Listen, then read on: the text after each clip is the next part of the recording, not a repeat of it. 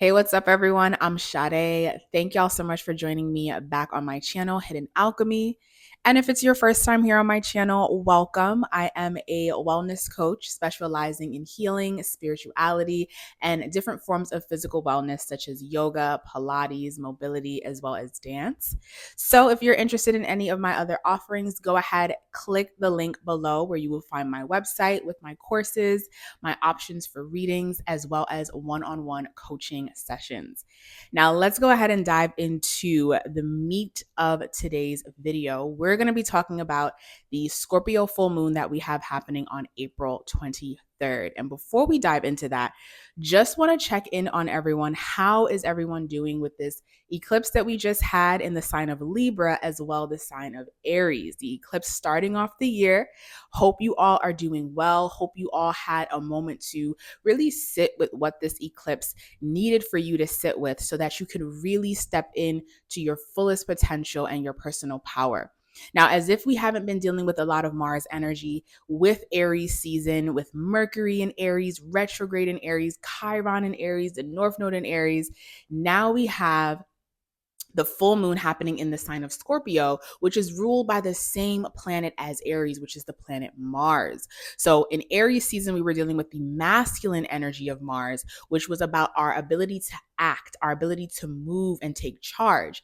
Now, the interesting thing about Aries season is Mars right now is in the sign of Pisces, and Mercury, which is in the sign of Aries, is retrograde. So it really hasn't been the Aries energy of acting outwardly because we've had so much retrograde energy on top of Chiron, as well as Mars not even being in the sign that it rules yet. Now that we're moving into Taurus season, the sun will enter into the sign of Taurus on the 19th. We will be out of the eclipse zone, still dealing with some lingerings of what has happened in the month of April, but now we are able to at least exhale a lot more. Now we have a full moon in the sign of Scorpio, or we will have a full moon in the sign of Scorpio, which will be the feminine Mars. Modern day planet ruler is Pluto. So a little bit about Scorpio, and if you have not seen any of my videos on what a full moon is, what the archetype of Scorpio is, go ahead and check that out on my channel. I have tons of videos you can dive into just to get a deeper understanding before diving into the meat of today's video. So when we're dealing with the energy of Scorpio, Scorpio is feminine and it rules our psyche. It rules the things that are hidden from us about our deepest fears, our phobias. And I would even say with Scorpio, it's not as much of things that are hidden from us, but more so the things that we like to hide from other people. And it's the things pertaining to what we're insecure about, what we're fearful of. If you think about Mars being the masculine ruler of Aries, Aries wants to act, it wants to do, it wants to take charge and demand.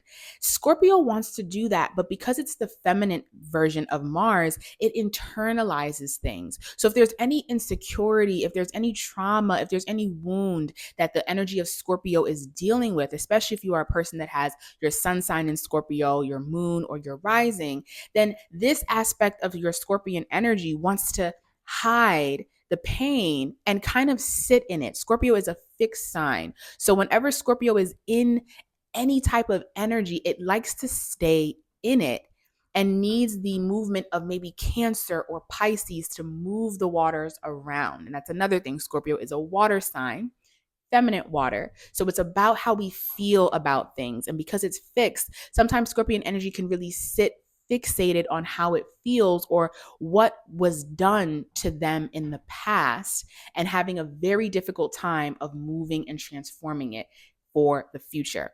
Now, the modern day ruler of Scorpio is Pluto. And when we're dealing with Pluto, we're dealing about diving to the depths of our core, diving to those darker areas of ourself that we don't really like to talk about, or we don't really like to acknowledge or let everyone around us acknowledge.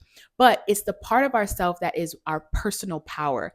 And we need to transform our psyche and our way of thinking about what it is that we're going through so that we can step into a more active version of Mars. Now, when Scorpio energy is in its highest element, So much personal power, so much mental intensity. Scorpio rules our studies, it rules obsession, our ability to look at something, dissect it to the detail, obsess a little bit about it or a lot about it. Scorpio energy loves to be obsessive, and really being able to understand something by becoming a part of it. That's the aspect of it being water. Water wants to merge, water wants to become a part. And when Scorpio is in its most confident, highest vibration, it rules deep levels of intimacy, deep levels of nourishment, and actually being a solid force of power in someone's life or in their own life, and realizing their ability to continuously transform and change themselves in any given situation. I have some construction going on in the background, so hopefully you don't hear it too much in the video, but if you do, please don't judge me, but it's just a little bit of construction. In any case, when we're dealing with this full moon in the sign of Scorpio, a full moon is a culmination, right? It's when we've been dealing with something for some time. The moon is reaching its peak. We just came out of a new moon on steroids with the eclipse in Aries, and now something is coming to the surface. And with this full moon, it is really going to be asking us to think about what aspect of our psyche is still holding us back. And the reason I say this is because this full moon is going to make a square to Aquarius. Now, if you remember, Pluto just moved into the sign of Aquarius this year, and it's only at about around 2 degrees of Aquarius. So we're all feeling this energy of Pluto and Aquarius very newly as a collective. This is brand new energy that we really haven't dived into. And with this square, Pluto being the natural ruler to Scorpio, this square that it's having with Aquarius, there has to be a change involved in our psyche so that we can really step into our fullest power and potential. Okay, because Scorpio is ruled by Mars, it is about personal power. It is about taking action, but on an internal level. So for this full moon opposing Taurus, we just had Jupiter and Uranus conjunct in the sign of Taurus, or depending on when you watch this video, we will be having Jupiter and Uranus conjunct in the sign of Taurus, which is really wanting to give us so much abundance and so much newness and innovation in an aspect of our life where we have Taurus energy. Right after that conjunction, we have the full moon in Scorpio that is saying, listen, if you want to receive this abundance in your life, if you want to have this new life for yourself that you are worthy of, right? That's what that Aries eclipse was about. What is your worth? What do you value in terms of what you want in your life? And how can you tap into your power to get that? Jupiter and Uranus in Taurus wants to give that to you, but there's something about your psyche. There's something about what might have happened to you in your childhood. There's something about maybe something someone did to you a few years ago that you're still holding on to. And this full moon is asking you, let go of it for good. Let go of it for good, especially because it is a T squared. So we have the square to Pluto and Aquarius, and Pluto and Aquarius is squaring Jupiter, Uranus energy in Taurus. Now, it's not an exact orbit square with Jupiter and Uranus because Pluto and Aquarius is 2 degrees. However, it's the energy. Aquarius is going to square Scorpio and it's going to square Taurus. And they're all 3 fixed signs. So whenever we're dealing with a fixed sign square, if there's any type of resistance to change that you are avoiding, and this is especially for fixed sign placements, and because Aquarius is naturally ruled by Saturn, whenever you're dealing with Saturn and Pluto energy, if you are avoiding or resisting change, there will be a life situation thrown at you that is going to make you so uncomfortable that it's going to force you to have to decide. Now, there's no decision that's right or wrong.